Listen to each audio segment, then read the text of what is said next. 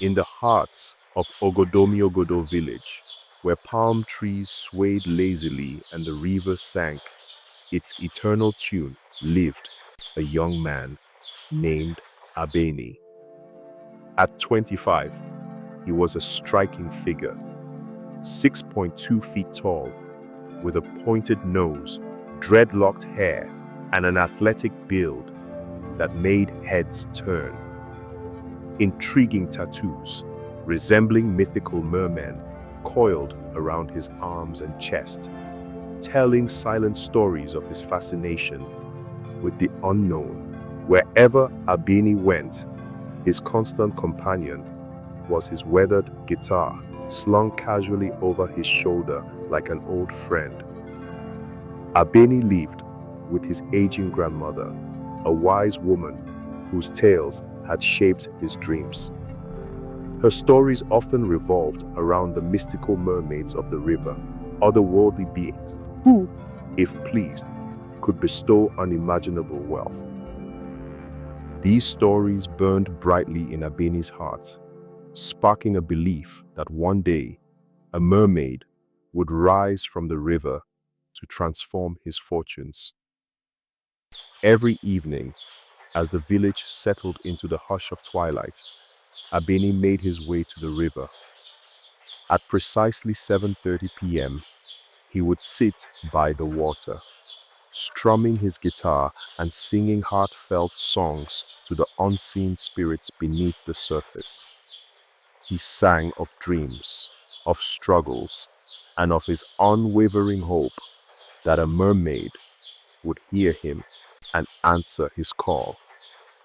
But fate has a way of turning quiet dreams into roaring storms. On a particularly still evening, the air around the river felt heavy, almost charged. Abini began his song as usual, his deep voice weaving through the thickening darkness. O spirits of the river, rise and bless me, for I am your humble servant. As his notes floated into the night, a sudden glow caught his eye. From a distance, a blazing fire seemed to grow, its fierce light licking the sky and heading straight toward him. Alarmed, Abini's instincts kicked in. "Something is wrong," he muttered to himself, grabbing his guitar as he scrambled up the nearest palm tree. From his perch, he watched in terrified awe as the fire drew nearer. It wasn't just fire, it was alive. The river churned violently, and from its depths emerged the King Mermaid, a creature of both magnificence and terror.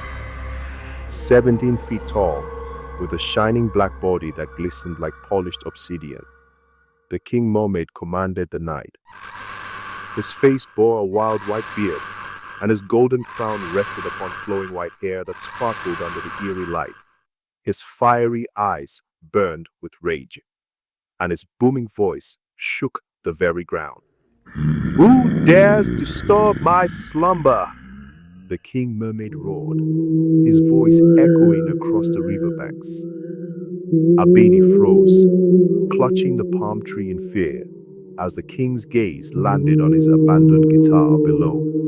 With a swift motion, the king seized the instrument and smashed it against a rock, the splinters flying like shooting stars. You, mortal, your songs have pierced my ears for too long. I have tolerated your noise, but no more. If you ever return here, I will end you. With that, the King Mermaid sank back into the river, the fiery glow extinguished as suddenly as it had appeared. The night fell silent, save for Abini's labored breathing.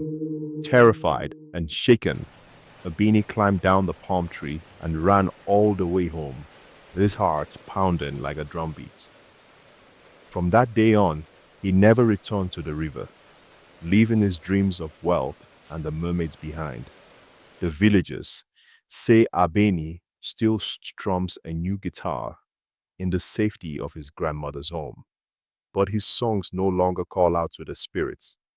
Instead, They tell the cautionary tale of a young man who dared to summon the King Mermaid and lived to warn others